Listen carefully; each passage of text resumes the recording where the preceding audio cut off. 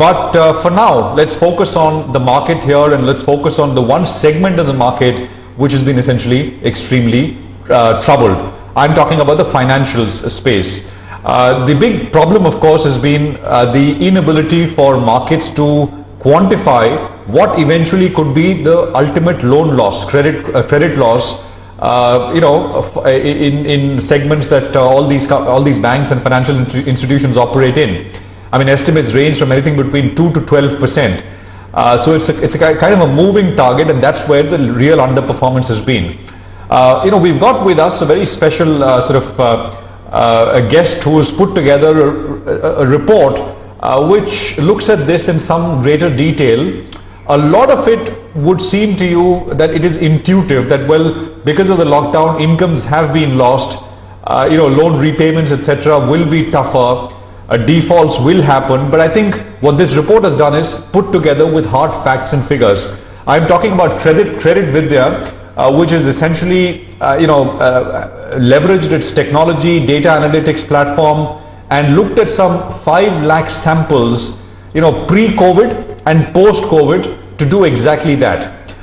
So this is what CreditVidya has done. The report was put out last Friday. Sample size is about 5 lakh. They've analyzed this over 3 income categories. There is the affluent market, there is the mid-market, and then there is the mass market. And as I said, 2 periods, pre-COVID and post-COVID. The cutoff is basically, March of 2020. So pre-March and after March is what this report looks at. I've got Abhishek Agarwal, CEO and co-founder at CreditVidya, now joining us to take us through the key findings of this report. Abhishek, it's a pleasure. Thanks very much for being here on CNBC TV18. First up, briefly, if you can tell us, was this a survey? In the sense that did you actually call up people and ask them questions, or this is purely on the basis of data analytics and data that you already track? This is factual data, and we prepared this report by looking at, as you said, 500,000 customers' cash flow data, and we use artificial intelligence to marry the cash flow data into patterns into consumption, income, savings, what kind of consumption pattern, right? And what is happening as far as the consumer confidence is concerned in Indian economy. Okay, just a moment, if you could just give us a second, Abhishek. We have some important news coming in on the screen, and this relates to the India Bulls Group. Well, Abhishek, let me go back. That was just some breaking news that we had to react to, but you were telling us about the trends, the credit trends that you picked up and the broad findings of your survey. Yeah, what we kind of looked at is 500,000 consumers, right? What were they doing prior to COVID, and how did lockdown impact their life post-COVID? So that was our summary and findings. What we found as results was truly sobering. In fact, there is one thing that kind of stands out in the report, that the most vulnerable segment, right, the mass market that we call it, is hurt the most because their earnings have declined by 50-odd%. And not only their earnings have declined, their consumption is also significantly declined. And not only they are not spending money on non-essentials, they are also not spending money on essentials like food and clothing and stuff. I'm happy to answer any specific questions you or Prashant have. Okay. So, Abhishek, if I look at some of the, the key findings, you are talking about the mass market sentiment, the mass market segment, where there is a very clear sentiment hit. A lot of people in this segment have also perhaps taken the advantage of the moratoriums that are on offer. So what can we, conclude in terms of the liquidity available in this segment, the mass one?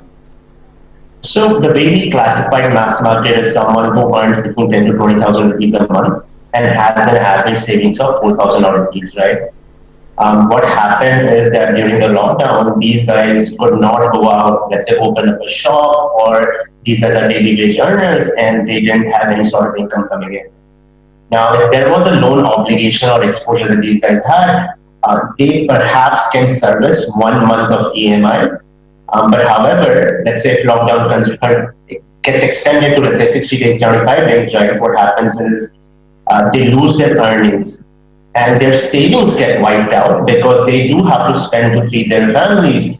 Now, if now let's say they were to kind of ask, hey, listen, pay me back your loan obligation, they would not pay back the loan obligation. They'd rather put food on the table than pay back the loan obligation.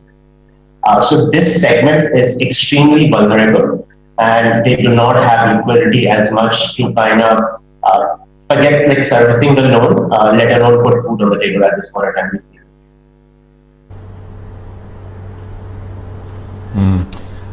Okay. So the income loss, so how should we look at this, Abhishek, is the point? Because I mean, there has been a lockdown, so no economic activity. There will be an income loss across segments, right? I mean, large percentage of the workforce is in the informal segments. But once the lockdown eases and activity picks up, incomes will come back. So you got to look at that sort of with this. With these findings of liquidity cover. I mean, as you said, the mass market segment has 1 month of liquidity to cover their monthly loan repayment. You've got data for mid-market and mass affluent as well. But as activity picks up, I mean, will some of this become moot because incomes will come back? See, the way I look at this problem is slightly differently, right? You are right? People kind of talk about incomes will come back. But let's look at the consumption as well, right?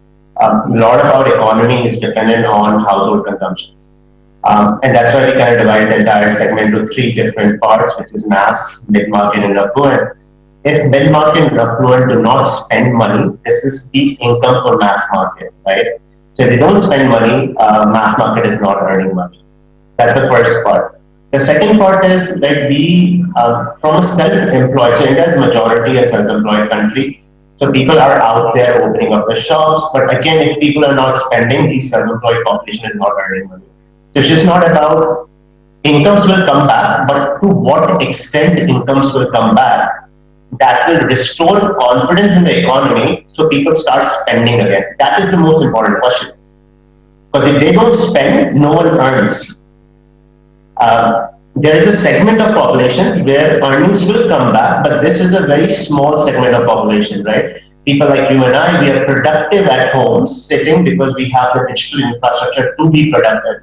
But now think about salaried, lower end salaried segment that cannot be productive sitting at home with the digital infrastructure. What's going to happen to them? Let alone self-employed people. So it's a fairly complicated question, and a lot depends on how Indian households, their thought process in the economy or their confidence in economy picks up. I'll give you one more example, right? So let's say if someone was saving roughly around 10,000 rupees prior to COVID, lockdown happened, their earnings got wiped out. What these guys did, they kind of stopped their spending to an extent so they were able to maintain pre-COVID earnings, which means that people are not spending money. They are trying to maintain their balances, and that kind of shows me that, cash is king. Agar ghar mein paisa hai, then everything is okay. Now, if we were to see this report, and we'll publish again a different report in month of June, kind of reflecting on what happened in May. If we see the trend that people are spending again because they are more confident, then yes, the statement would be correct that, hey, earnings are back again, we are back on track. However, right now, I think we are kind of staring at a possible deflation in the economy.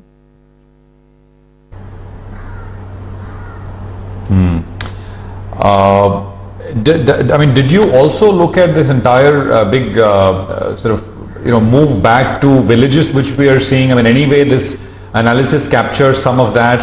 How is that going to impact collections, for example, at NBFCs and financial institutions which cater to the mid and the mass segment of the consumers? See, one of the reasons behind publishing this report was like a lot of lenders in the country asked us 2 specific questions.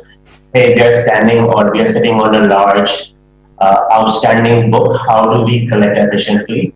And second is, hey, we need to start business again. How and when, which customer segment we should target?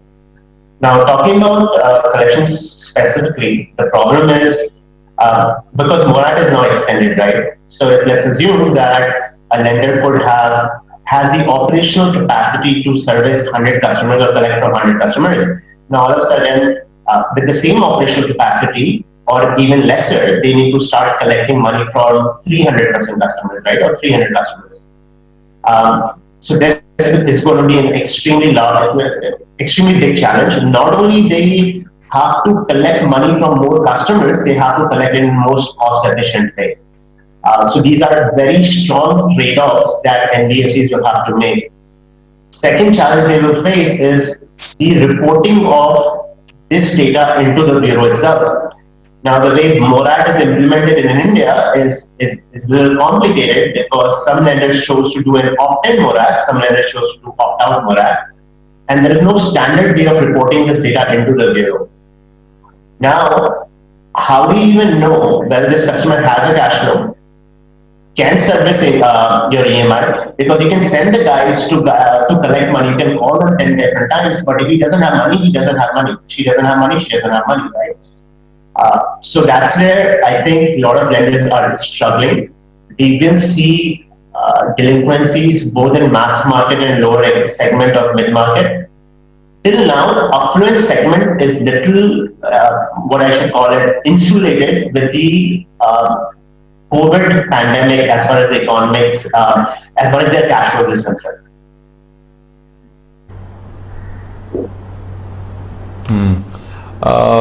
So when you put all of this together and you work with banks, financial institutions, NBFCs, right, and a lot of them have reported data up to this quarter, and some have reported, mid-quarter as well, in terms of morat and bounce rates, etc.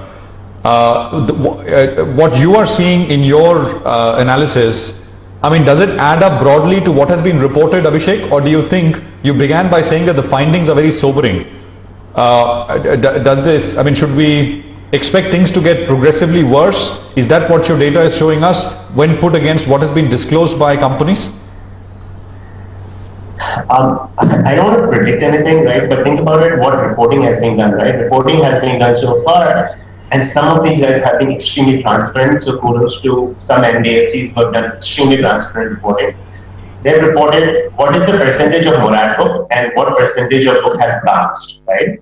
No one has talked about, hey, what was the income at point of acquisition and has there been change in income, right? We do not know. That is a black box for all of us.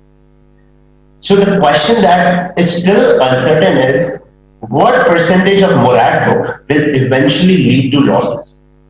Now, the other complication RBI has added by extending morat, if a customer chooses to not pay his or her obligation for 6 months, the incentive to pay back those obligations also declines a lot, right? So what percentage of morat book will result into eventual losses is a complex problem statement to measure, and also will kind of depend upon how our economy comes back on track. So if the lockdown eases, but the COVID cases start increasing and there is a resurgence of lockdown, then all of a sudden consumers will get back into a panic mode, right? So there are certain uncertainties around how do we ease this lockdown, how do we come back to earning money, how do we come back to spending money. Right now we are in this transient phase where we do not know what is going to happen in the future. Okay.